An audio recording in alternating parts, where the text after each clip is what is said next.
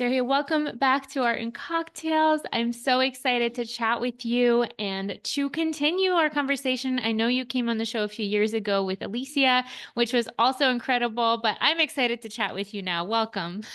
Thank you, Ekaterina. Super happy to be here with you as well. Always a pleasure to collaborate with you guys and to do things together. I think we have parallel values. How you guys love artists, we are artists as well, and that kind of desire to help the community, because when one of us wins, we all win. So you guys feel the same. So always excited to be here and to chat. Absolutely. I so agree with that. And it's so funny when I first started, I don't know if you had this feeling or not, but I was an artist. I graduated from art school and I had these ideas to, maybe start my own gallery one day. And eventually I started my own magazine and now platform. But I felt like it was weird to be an artist, but then also have all these other projects. I was wondering if you could get started and tell us a little bit about why you decided to pursue serving the art community on top of being an artist yourself. Right. Yeah, I love that question because it wasn't by design from the start. When I can see by my white hair, I went to art school a little bit, quite a bit. I'm now 53, I believe. Have to ask my wife about that one. Thank you. So when I started in art school, there was no social media. There was no email was just starting. I remember I took a class. What is this email thing in college? It's crazy. So back then, you almost had to pick a path. You go into painting classes and program, if you're a graphic designer here, if you are a video, so you have very specific paths, right? So I, of course, as you, had various interests within the creative fields, and I want to do painting, but I also want to learn. I always love computers and technology. I want to learn about computer design, graphic design, marketing, and things. So those things have always attracted me. So I remember still when I was in art school, I would go, I think it was like Tuesday, Thursday, to the painting studio, which was in one building. And then in Monday, Wednesday, I would go to the graphic design or communications building, which was separate. And I guys from one place would make fun of me for being on the wrong side. What are you doing over there? You're supposed to be here.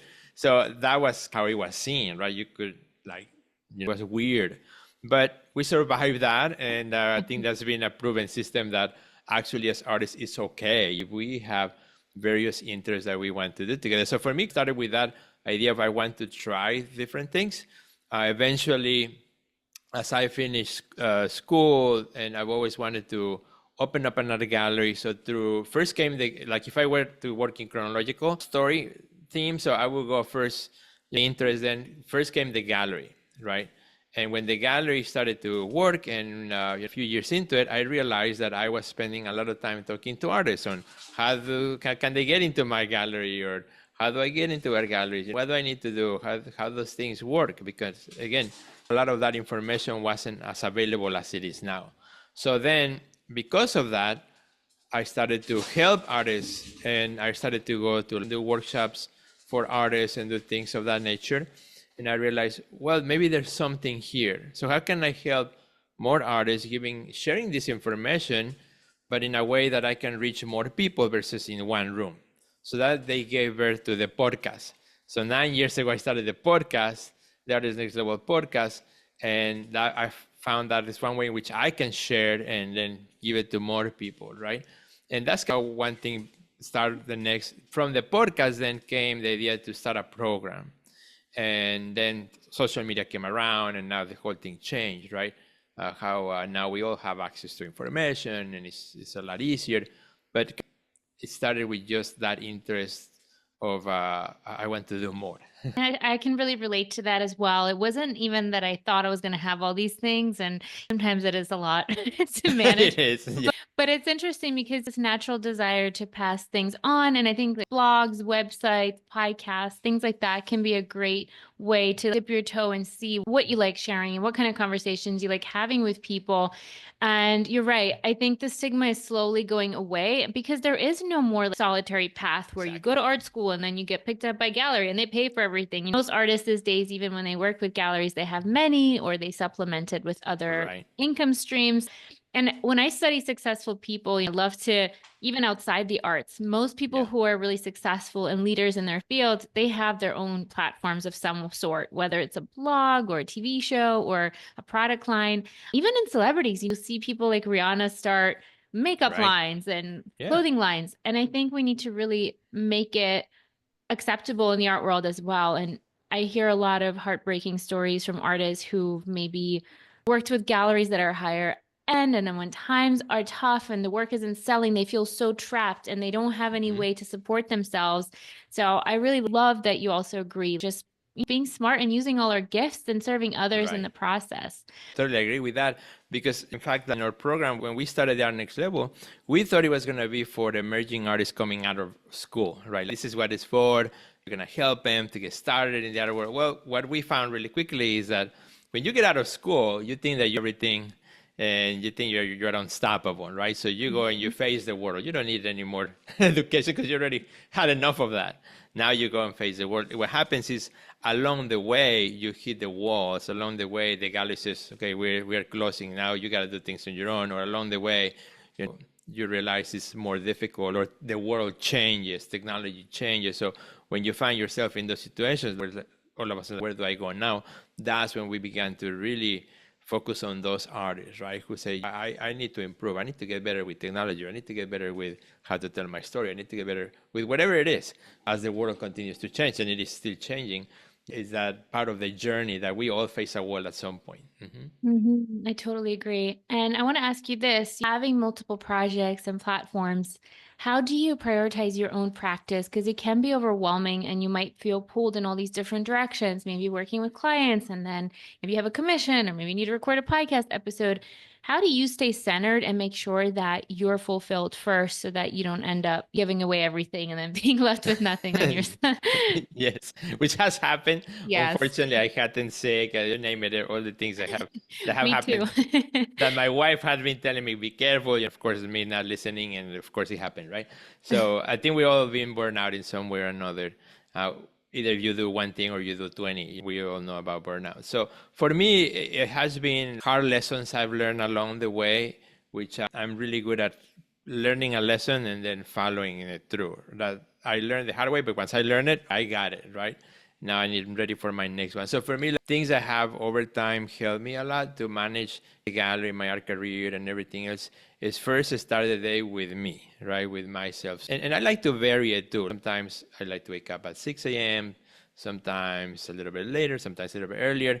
But what doesn't matter what time I start the day, I prefer when it's still a little dark. So I feel like I'm going to see the light come through in this day. I'm going to welcome the day. So I start the day with meditation, with prayer. I read, I listen to music.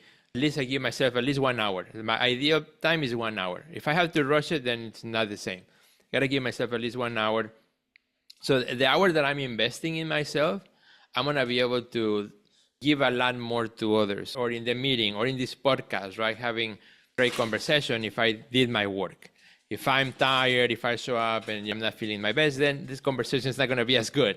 So I Mhm. feel that I own it to you, right? To own it to my client that I might meet at the gallery. I own it to the artists that I'm going to meet or the people that I'm going to encounter with. I own it to them that I'm good prepared for the day. So I start with that, do a little bit of exercise. Like today, I went to the gym with my daughter because now she's back from college. She's like, let's go to the gym. So we went to the gym. And then I said, let's go to a coffee shop after that. She said, no, because we just came from the gym. So I had to go back home and eat healthy breakfast.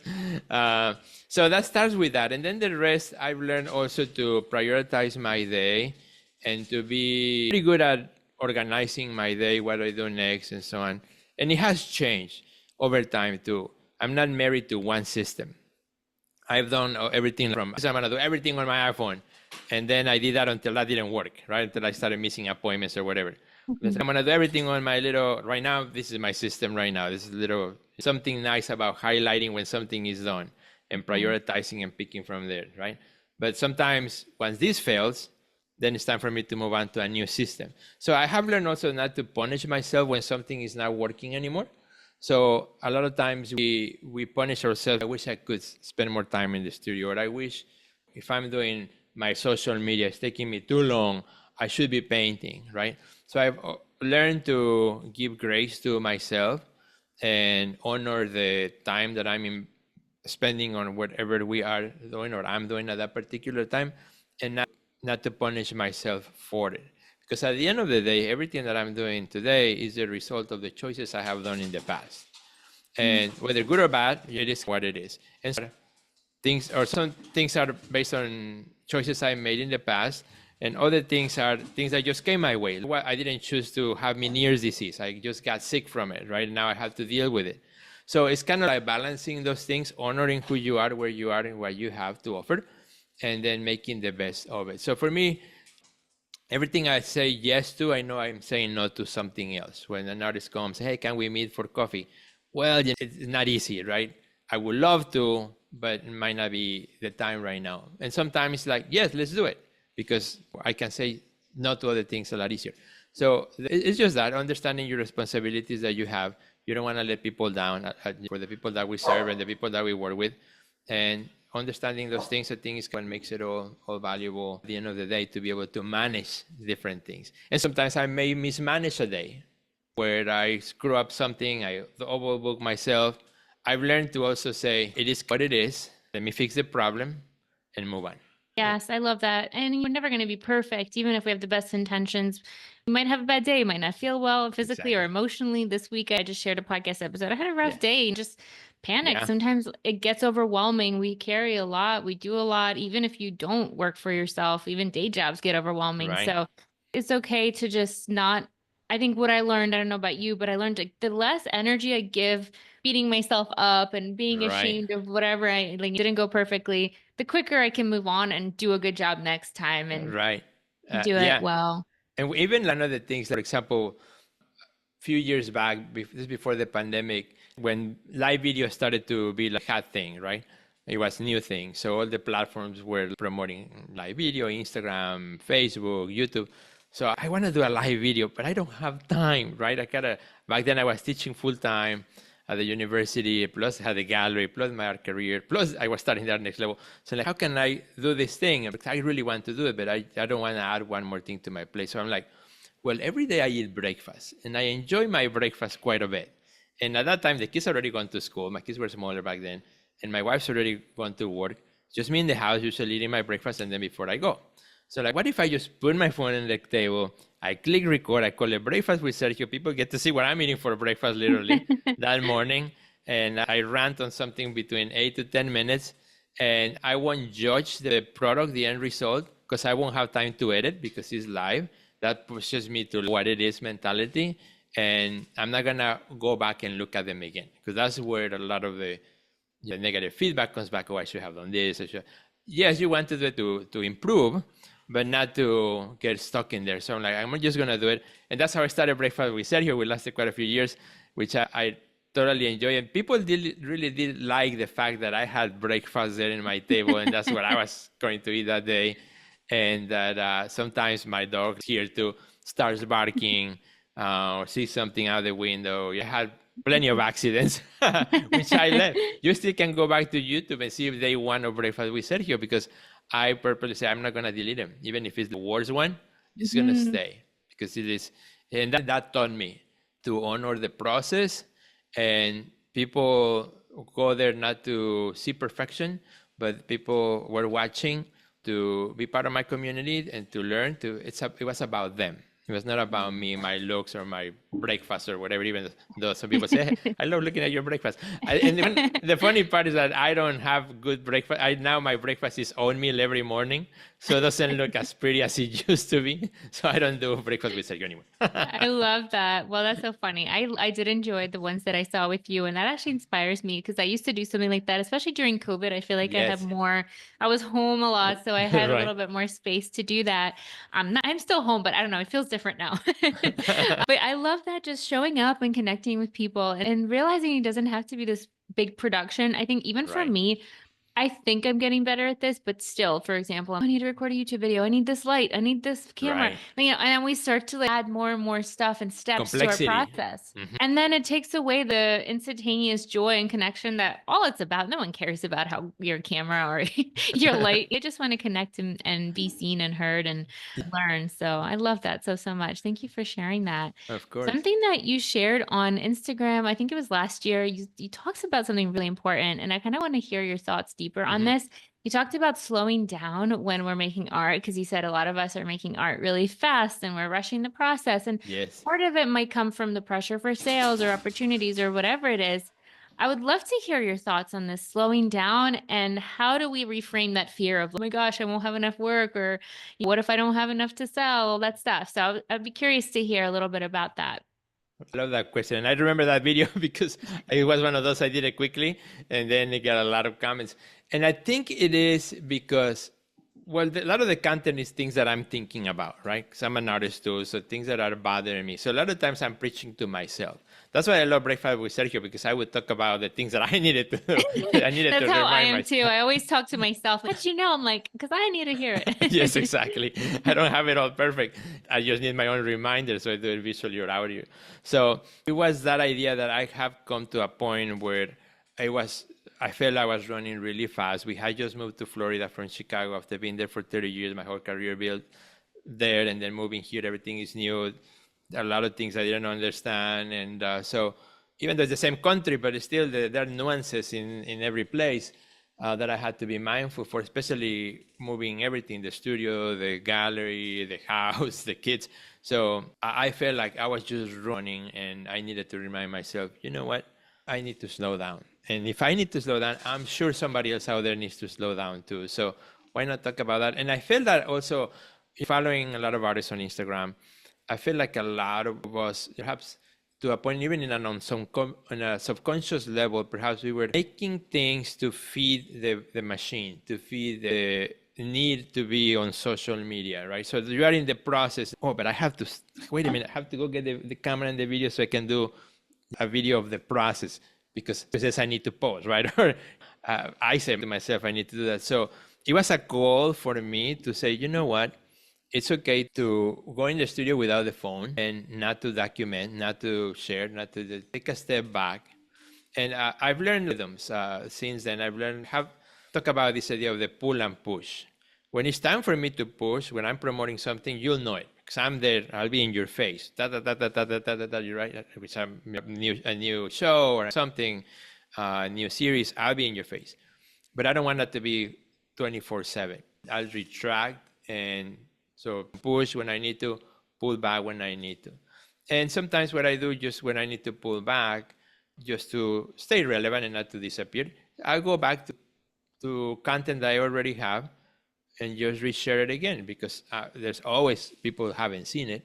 And that kind of gives me a window of opportunity to focus on the things that I need to recharge. So when it's time for me to push back hard, I'll have the energy to do so as well. So that was what that idea was because I needed it myself. And I found through that a lot of artists messaged me or made a comment, hey, this is exactly what I need to hear because I feel like I'm just making to feed the system that we all have joined in to be, like that we need to be part of artists to be seen in the world.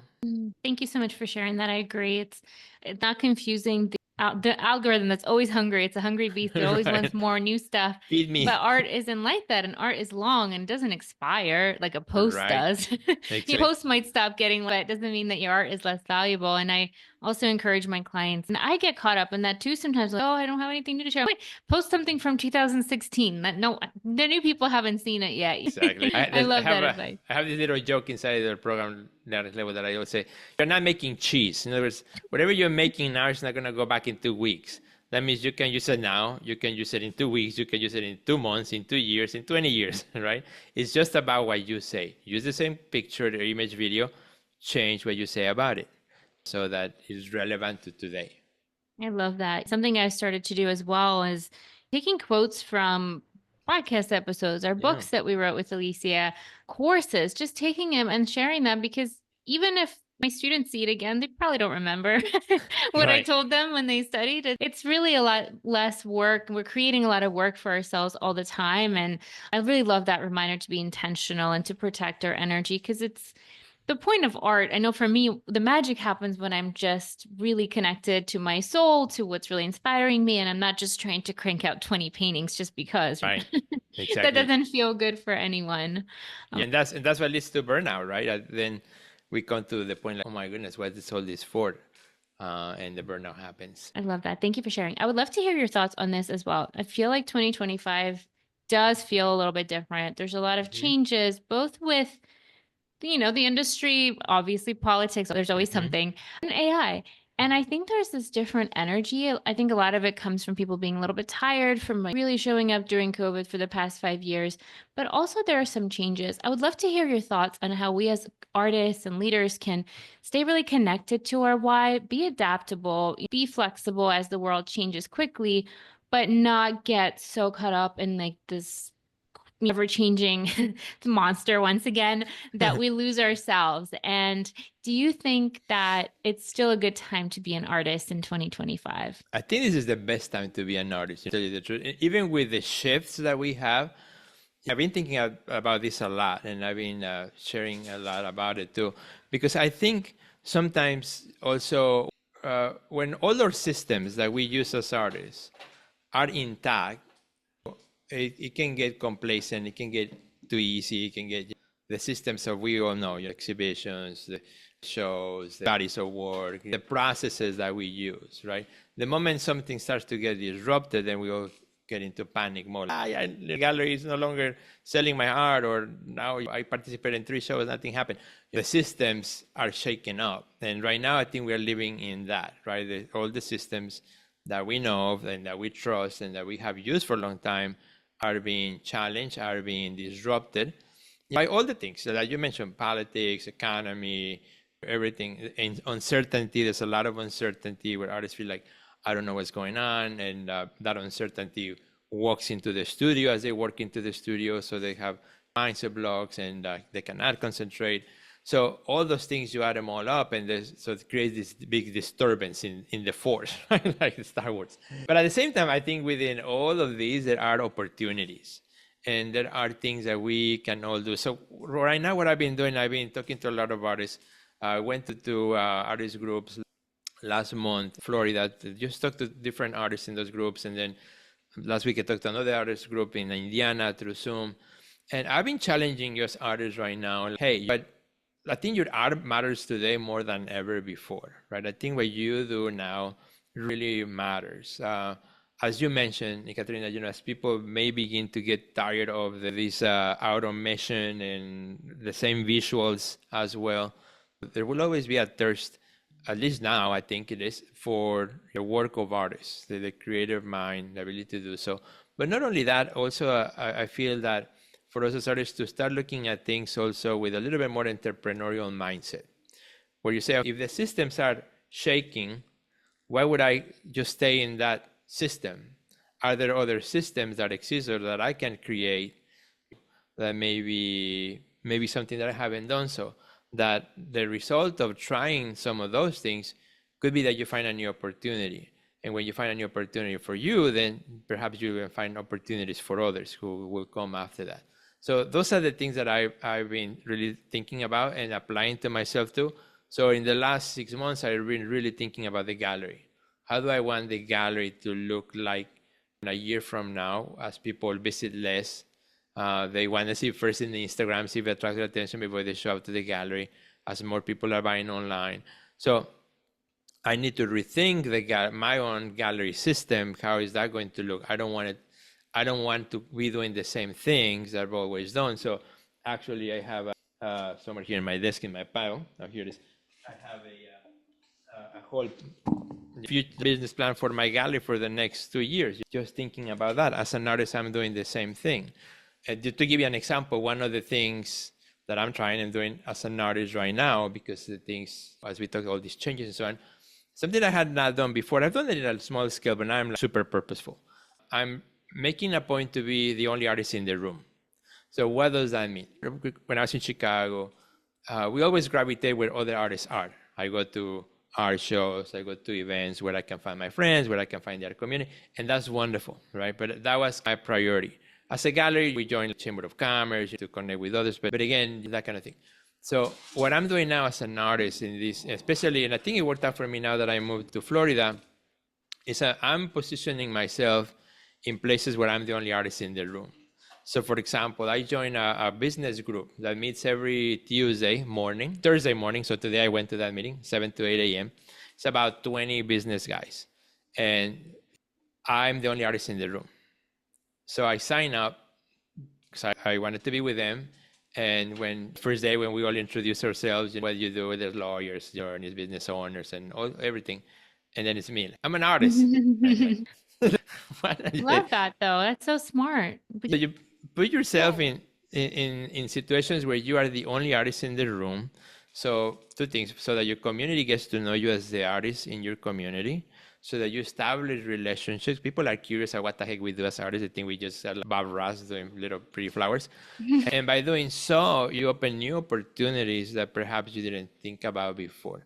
I have found totally new, brand new collectors because of that, new opportunities because of that, and new friendships because of that. Even from people who openly say, you know what, I don't understand art. I think art is kind of a waste of time, but now are friends of mine because I've been invested in that relationship. So I've right now 5 different groups of different things just by strategically positioning myself as the only artist in the room.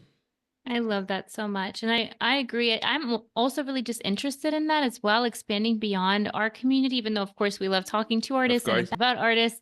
But I find that I get more creativity when I'm not so immersed in only this bubble, because I believe that art should be living out in these businesses, offices, and lobbies, Right. and hospitals, and anywhere, restaurants, or in people's homes too.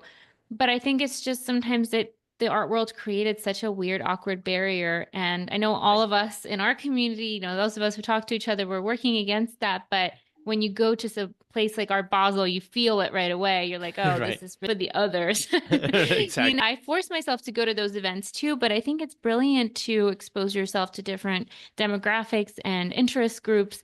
I even noticed when we joined our gym, it's kind of like a CrossFit style gym. We had people collecting my art because they've never been. I invited them to an art show.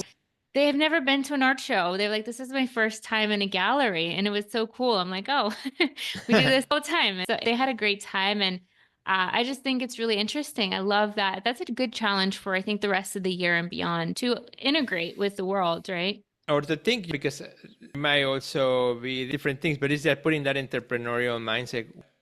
What is outside of the system that I know that I can try, both online or in person, and try something maybe you have not done, and then just go for it and see what happens. And the more I talk to artists and challenge them, they come up with great ideas of things that they are trying or doing, and just because they are thinking a little bit outside of the system, that all of a sudden something clicks. Oh, I want to do that, and I'll try that, whatever that is, and they do it.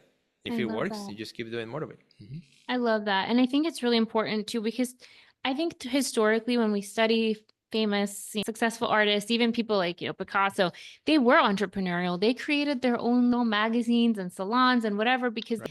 I think so many times we think that all the systems that exist are just always been there, but some of them are a result of other people creating Exactly. their own systems. And it's our job now in this day and age to think outside the box, because I find, especially when I work with clients, the first question, I don't know about if you get this too, but it's like, how do I get this person or this organization to notice me and to invite me? Instead, I think that kind of gives, not that there's anything wrong with that. Of Right. course, Right. we all like to be chosen and work with others. Right. But I think if you only have that mindset, you're constantly knocking on doors and Hmm. you're feeling almost like a little bit of a victim too, because you don't think you have something to bring to the table. Right. And it creates this uneven power exchange versus when you are creative and you maybe put on your own show or offer to do a Yes. commission for a brand, like that could open up so many future doors too, not just immediate results too. I love that because I think a lot of times we're looking just for that immediate, quick result, right? The easy thing, or I want the opportunities just to come my way. So while I'm in the studio, that the opportunity just come through email or through text, and more that's becoming more difficult because there's all of us we have more visibility, and everyone has more access. So no longer we are the only artists; we are one of thousands of other artists in our region, in our area. So I love that, and I always see it like in 3 levels, right? First, when you start your career, you're kind of looking for opportunities that come your way. That's normal. You don't know the system, so that something happens, they invite you. It's great. So you are an opportunity taker. Opportunities come your way, you take them. Awesome. At some point, you gotta also get up and find your own opportunities. Where you say, I'm gonna get up now. I'm gonna start finding my opportunities. I consider that the mid-range. Unfortunately, many artists stay there. But then there's a Mm. third level where you're at, and others are at too, where now you are an opportunity maker. not only you got up and made opportunities for yourself, but now you're opening opportunities for others through all the things that you do, the podcast, the magazine, the events. Now you're an opportunity maker. And I think that's a beautiful place to be, because unfortunately, sometimes we get stuck, and I got stuck for many years in the middle one, right? Mhm. I just want to find more opportunities for me. And it opened my eyes one day. I had a conversation when I was younger in my career with an artist who was well established, and I went for him to advise, and he said, "Well, you have to go through what I went through. So in other words, I'm not gonna give you my secrets. So go back to where you came from." And that I from that moment I said, I'm not gonna be that person. I'm gonna share you everything I know and be an opportunity maker, not just an opportunity taker. I love that so, so much. I so agree with you. And I think even if you give away all your secrets, that doesn't Hmm. mean that they're going to be relevant to someone else, right? Like Exactly. if someone who does beautiful sculptures tells me how they got successful, I might take some cues in some of their behaviors, but I'm not going to be able to replicate their success exactly Right. anyway. But there's nothing to Exactly. lose when we give away our wisdom. And I quickly want to share too, speaking of opportunity maker, for many years, I was at that middle level that you're talking about, and I was so excited to have galleries and invite me and be Hmm. part of these things. And I just felt like I must prove myself. And when this was 3 or 4 years ago, I started to get some bigger opportunities. And I had a moment where one of my shows almost got canceled. And Right. that felt so Hmm. unbelievably, and it all ended up working out. Just for context, I share this a little bit on my podcast, but the pain and the fear and the helplessness that I felt, I said to myself, I never want to feel this way again. I don't Hmm. care if it's, I don't know, Gagosian calls me tomorrow and wants to work. I'd Hmm. never want to give my power away for someone to Right. make me feel like they can just take it all away, everything I worked for. So it's Hmm. funny, I still have amazing opportunities now, but they're no longer on the pedestal and they're no longer, Right. I'm not like worshiping anyone. I have something valuable to share with you, and you're sharing your Hmm. space and resources and your connections with me. And I do the same for you. If you don't want to Right. work with me, it's okay because I can literally go and put my work up anywhere. I can Right. have my own show in my house or in a coffee shop or in rent a space or open my own gallery. And Right. it just created so much peace. I was even grateful for this last week. I'm getting ready for a summer show. And I Hmm. remember 3, 4 years ago, I was getting ready for a similar show and I was like, oh, I hope they like it. I hope. And All I'm like, I stressed don't out. Yeah. give a crap. I'm like, I'm having fun. It's going to be great no matter what, even if no one buys it. Is such a liberating feeling. So for everyone Right. listening, I just want everyone to feel empowered and they're valuable and they don't need to like give away everything they have to someone and be so afraid of disappointing them or losing something. You're never going to lose your art. Your art is always going to be there Right. for you. I totally agree. And I was talking to a group of artists last week, and I started the conversation with like a Zoom session. Like, tell me, what's your number one goal, right? And number of artists say, well, my number one goal is to get gallery representation. So why? So, well, it makes me feel evaluated as an artist and so on. And you realize that you're putting your number one goal in the hands of somebody else, Mm-hmm. right? Because there are things that you could do that if I make a goal of something that is on me, it's entirely on me to achieve that goal versus a goal that is entirely in the hands of somebody else to say yes to.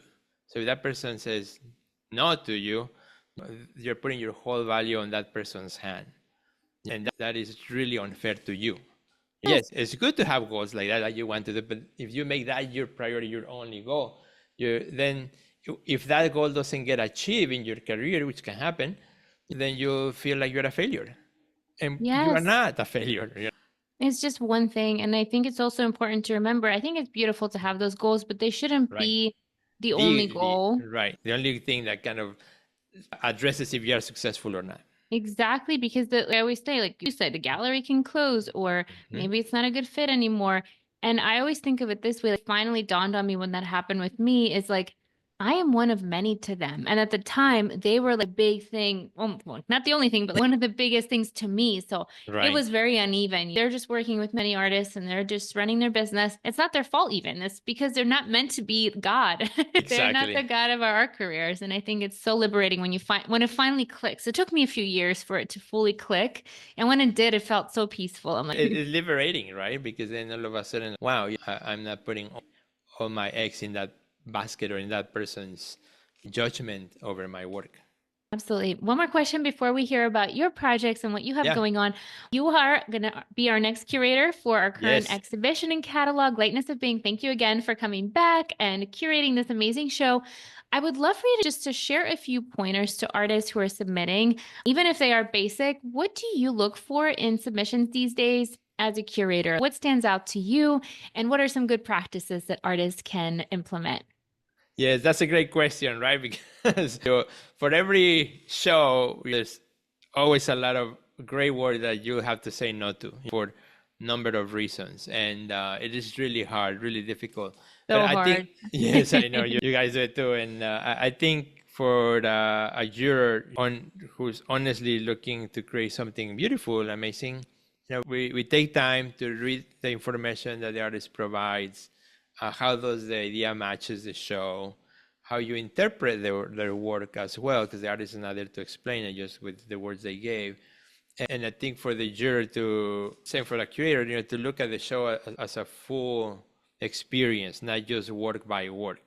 When I submit to a show as an artist, I'm just thinking of my art, right? This is my thing. Going to put it in this box. I have no idea what everybody else is doing. I'm just thinking of me. The curator, the juror, is looking at the whole experience, at the whole show, how pieces connect with each other, right? How the show is balanced from different mediums, the different ideas that you're trying to bring. Are there some works that maybe bring a totally different perspective that will make the show more interesting? All those things are at play when you're putting an exhibition together. And it is important that we understand that as artists, right? It's not that the curator hates you or the juror doesn't like your art.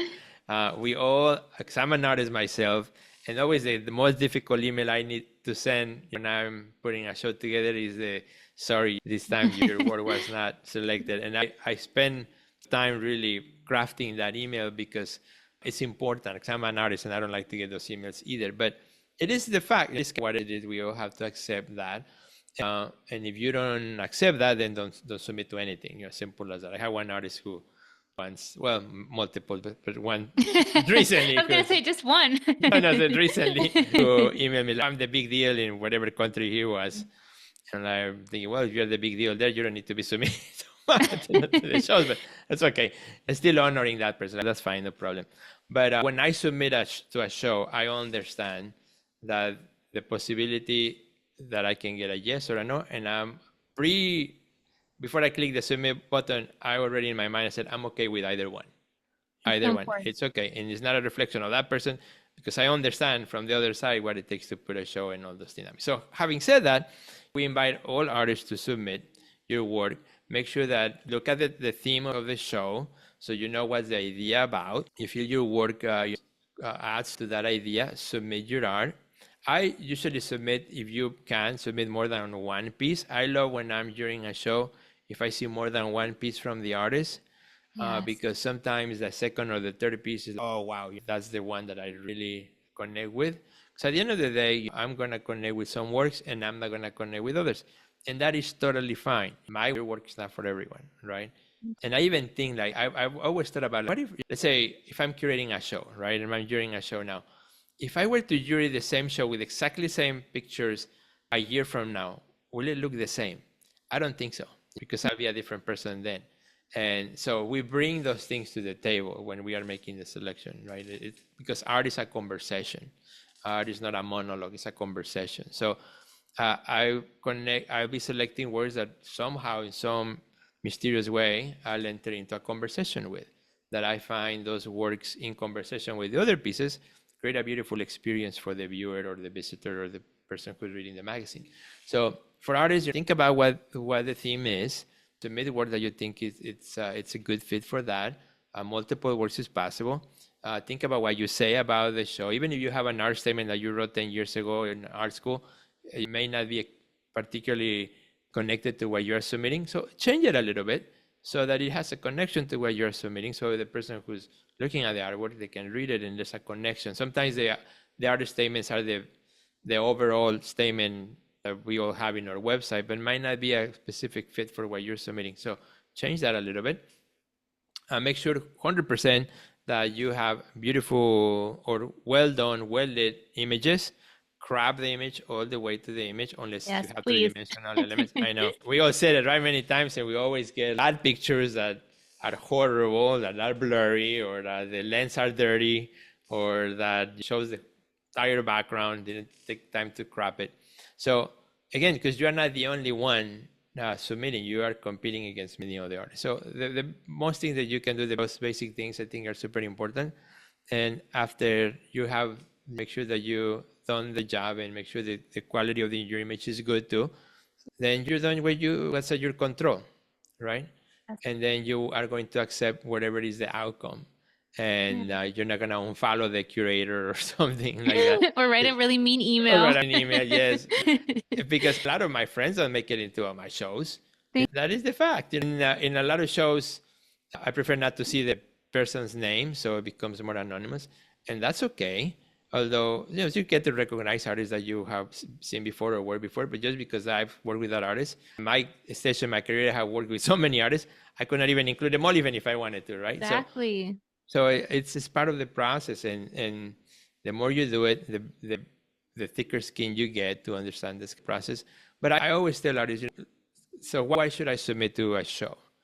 It's a wonderful thing to put your work in front of other curators and jurors, even if you don't get selected, because out of those 20, 30 pieces that they selected, there are a lot more that they really liked. They didn't have the space. It was more than the quota that they were given. So they will follow those artists. I know, and I mentioned before we started recording, Ekaterina, I love it when I curate a show with you, because I always find artists that I had never seen before that I start following on social media, and some of them end up being also sometimes in my own shows. So it puts your work in front of those people, and that's why I do it too. Mm-hmm. I love that. Thank you so much. I totally agree with all of that. And I think the biggest thing is just to remember when I still get rejections too. And I've had amazing opportunities. I had some of my dream exhibitions and press features. It doesn't mean that I'm immune from rejection all of a sudden. No one is. It could be really successful. And I also want to say, when I started, I would apply to these juried shows. And one specific instance, there were actually a few, but one instance was that I didn't get into a juried show. I even knew the curator, and I was like, how could she do this to me? Yes. But I was young. I was like 20 years old. But then she emailed me about a year later, and she's like, hey, I'm curating a show and I saved your work from that juried exhibition. I want to include it. And I know I do the same thing. If something's not a fit or we run out of, for example, with virtual exhibitions, you can only fit 40 works in this in a software. In a magazine, 40 is way already pushing the limit. So just remember, a lot of it, there's probably like another 100 artists that were amazing, and you just can't squeeze everyone in. So you have to get really selective, both as a theme collectively at the body of work you're curating and also individually. But I wanted to share, so many times people think like, oh, juried shows, it's for whatever. I had one of my college professors submit to a show that Victoria and I curated, and I was like, oh my God, your work is amazing. And I was like, oh, I'm so humbled. She was a really amazing painting professor, and she's doing her own thing now. But I was like, oh my God, there it is. It's not even about what is this going to get for me. Sometimes it's about, you said, it's a language, right? Art is a language. It's about coming together and sharing your ideas about a certain theme and bringing our work together. And I think there's something so special about that, both to keep showing our work and bringing visibility to art, but also just to commune with each other and discover new things about each other's work as well. So thank you so much for those tips. I so agree. Thank you. I love it. Sergio, this was such an amazing chat. I feel like we need to have many more chats, but tell us, what do you have going on? What are you currently offering? What do you have on the horizon? Tell us how people can work with you. Of course, time goes by so quickly. I know, it's so fast. So really quickly, on the gallery side, check it out at 33 Contemporary Gallery. If you're in South Florida, come and visit us. We are in Palm Beach County, and we have openings the first Thursday of every month. We change shows every 2 months, but if the second month, typically we have an artist talk or some sort of other event related to the show. Right now we have a show called Terrain, Abstract Landscapes. Great show, beautiful show. It's also available online, on Artsy, and from our website. You can find it at 33contemporary.com or on Instagram at 33contemporary. You can find our coaching program for artists at theartistnextlevel.com. Same name for the podcast, The Artist Next Level Podcast. You can find me on YouTube as well. And if you want to see my own work as an artist, you can first find it on Instagram, Sergio Gomez Art. That's where I call that my catch-all Instagram page, where I share everything. But if you only want to see the art, just the paintings, go to Sergio Gomez Paintings. That's just the painting, nothing else. It's an easy way to just see my work. And of course, online, SergioGomezOnline.com. But Instagram, Sergio Gomez Art, that's where you'll find all our upcoming call for artists, events, and things that we are doing both here in South Florida, in Chicago, and online, and with you guys as well, Create Magazine. So excited to collaborate. Amazing. Thank you so much for being on the show again. And we're so excited to see the selections for our upcoming show. Thank you. Of course, thank you. And thanks, everyone. Thank you for joining us.